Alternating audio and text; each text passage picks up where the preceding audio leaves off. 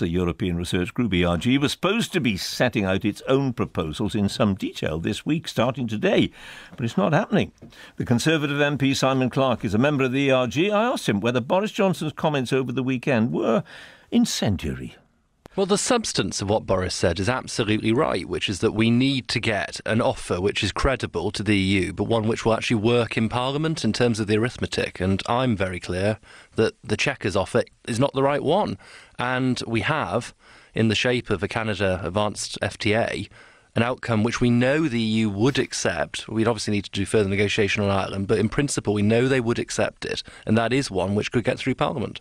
It's frankly a state of denial to pretend that Chequers can get through Parliament, because Labour are not going to pull the government's chestnuts out of the fire on this, and there simply isn't the Conservative support. Right, but there's no evidence at all to suggest that there's support for your proposals either, assuming that they are your proposals, and we don't know yet because you haven't published them. Well, the thrust of those proposals, that is to say a looser relationship, a Canada-style agreement, is clear. And actually, it's also clear to me that Parliament would much prefer to avoid a no-deal scenario. I don't think no deal is the end of the world, but we would all prefer a good deal to be struck. And if it's a choice between Canada and no deal, Parliament will jump at that. Well, there are other choices on the table. The Norway model, for instance. I know this is all getting a wee bit technical, and I'm sure people are fed up to the back teeth of all this talk of stuff most of us don't clearly understand. But there are other options, and the Norway model is one of them. The Norway model is the worst outcome conceivable, I think, from these negotiations. Indeed, I would argue very strongly it's probably worse than being a paid-up member of the European Union. In essence, you have all the responsibilities of EU membership without the vote and the voice at the table. So, for me, Norway needs to be resisted at all costs. Your problem with the Canada deal is that, as the Sunday Times reported yesterday, Boris Johnson has refused to sign up to the plans, partly because they include investing money in a Star Wars missile defence programme, creating an expeditionary force to the Falklands, and so on and so on and so on.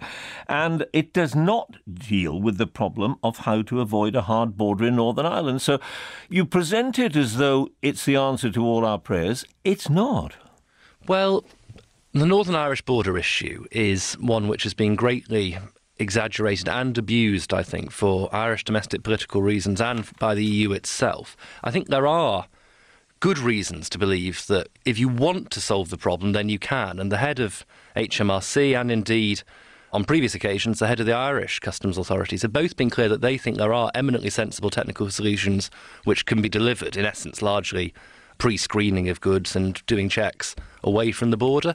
So I think the problem is resolvable if the will is there. And I think if the EU told Michel Barnier to find the will to get a good backstop on Ireland, then it would be there. And certainly, obviously, we are not going to put a hard border up in Ireland. So any border which did result would be the EU's choice. And I struggle to believe that that's what they want.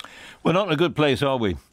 It's a very difficult moment in the negotiations, and that's why, obviously, we are fighting so hard to get the government's negotiating position back to one which we can give our wholehearted support to. Nobody wants to be a rebel on this issue. We all want to deliver a good Brexit, and in fairness, I know Number 10 do too. I just happen to think their negotiating position is wrong.